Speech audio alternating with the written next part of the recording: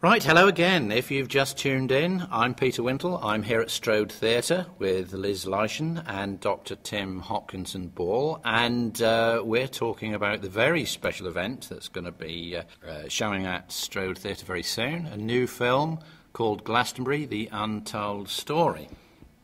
Now then, Liz, putting a film together has got to be an expensive business.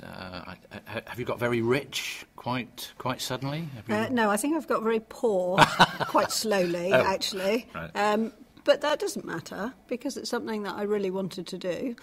Having applied to the fund at South West Screen, I was then able to put local money together from Glastonbury Town Council, Mendip, Somerset County Council, and also Thrive Somerset, and some public subscription money. And that has been just, but only just, enough to make a 90-minute feature-length documentary film.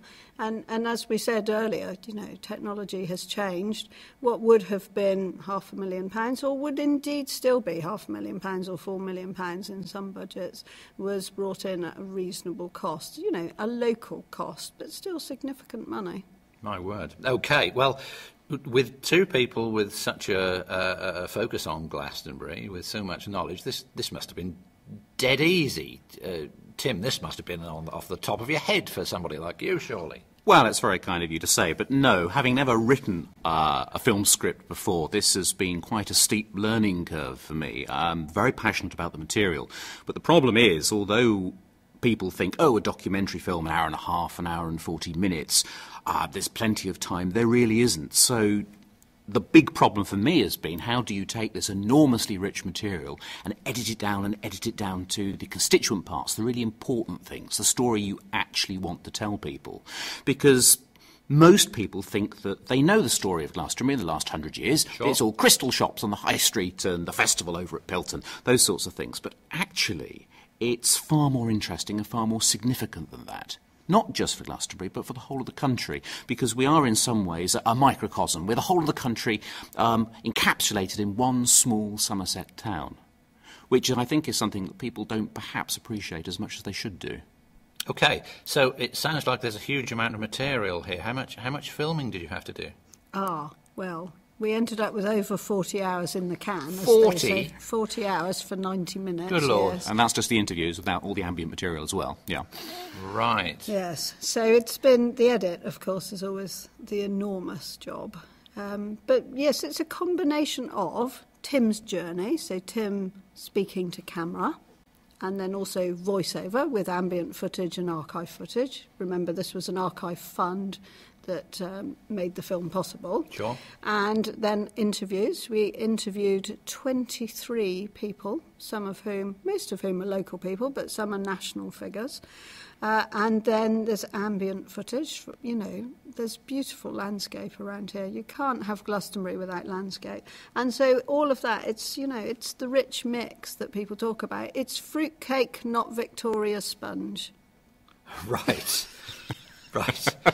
That boxed you, didn't it? We should make it clear that you're not talking about having interviewed fruitcakes, are you? That's not where we're going. Oh, absolutely not. No, we should perhaps say something about that. I mean, the people that we've interviewed are very wide-ranging. So we've got Christians and pagans, atheists and agnostics, a whole range from counsellors, conductors, Freemasons, mystical Christians, archaeologists, antiquaries, you name it, we've interviewed them.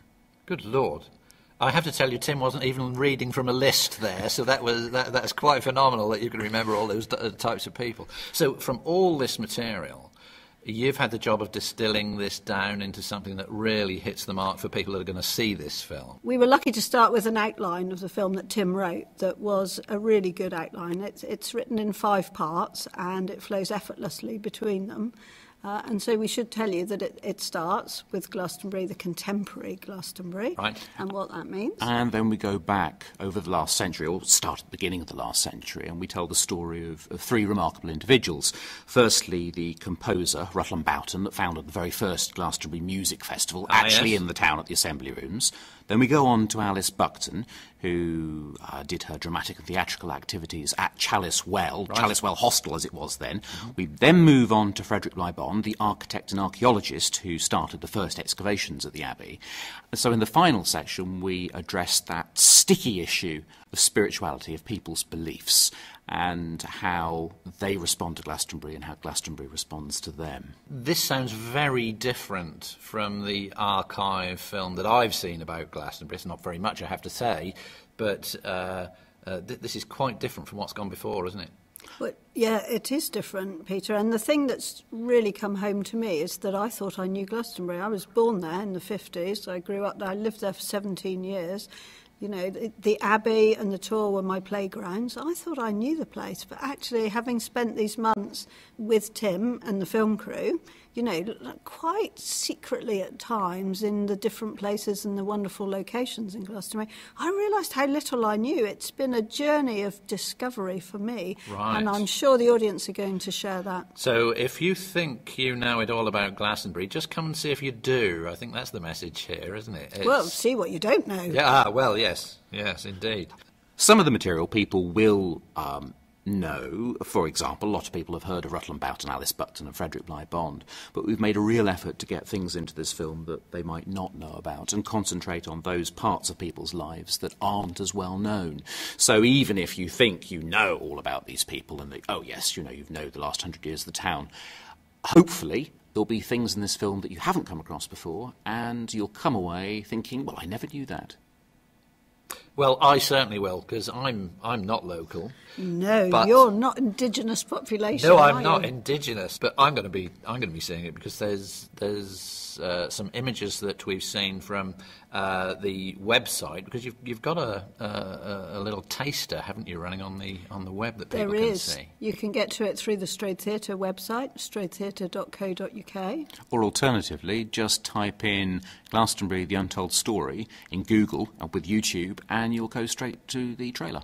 Excellent. What we're going to do is just take a break for a little bit of music now. So stay with us. We'll be back with you in just a second.